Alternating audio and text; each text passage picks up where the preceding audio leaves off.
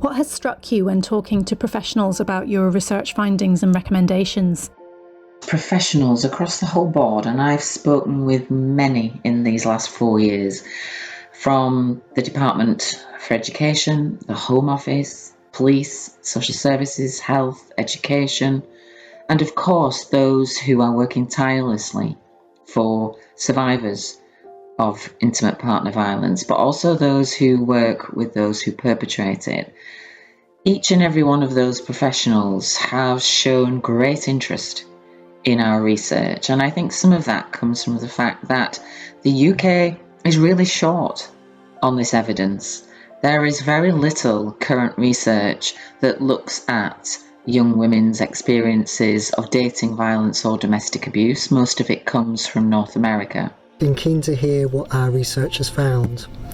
At our White Policy Forum earlier this year on International Women's Day, we had a number of professionals in attendance. All were really engaged with what we had to say, and it felt like this event was really the start of many crucial conversations about how to improve the systems through which victims navigate.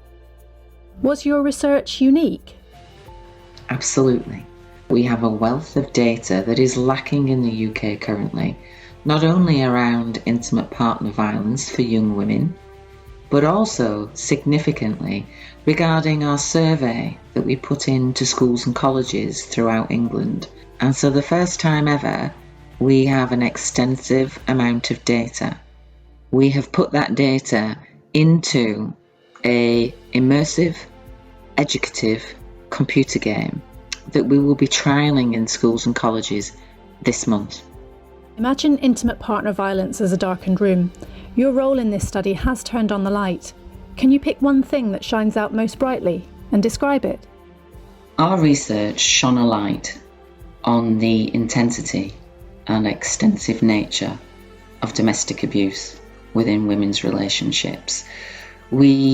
They challenged significantly the myth and often the professional belief that domestic abuse is a series of one-off events, and each event is usually culminated in a telephone call to the police that instigates an investigation and can, not always, but can involve social services and health professionals and those within education. And that once people have investigated that, the family home goes back to something more harmonious. That couldn't be further from the truth. Across the women's stories, it was clear that abuse, all nature of abuse, goes on an incredibly regular basis. How can we know about gendered violence if we don't ask people who've suffered it? So talking to these women is incredibly insightful, and I feel very humbled when I talk to them about their experiences. They're remarkable, resilient, strong women. Did you change as a consequence of taking part in this research? In what ways? Yes, I did.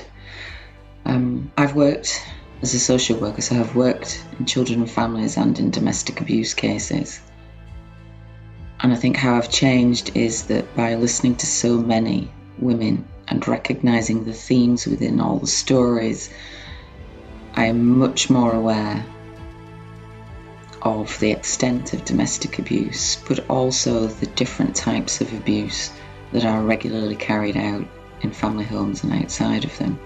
Being involved with this research at Ni3 has had a huge impact on me. It's really opened my eyes to the everyday realities of intimate partner violence, just how endemic it is, how pernicious and devastating it is for victims. We are, as a centre, we are trying to reach out to the youth, to young people. I firmly believe, as a mum, that values are built within children from their teenage years onwards. And I think if we are able to instill compassion and empathy within our children at that age and teach them about healthy relationships, we go a long way towards building a more fairer and just society.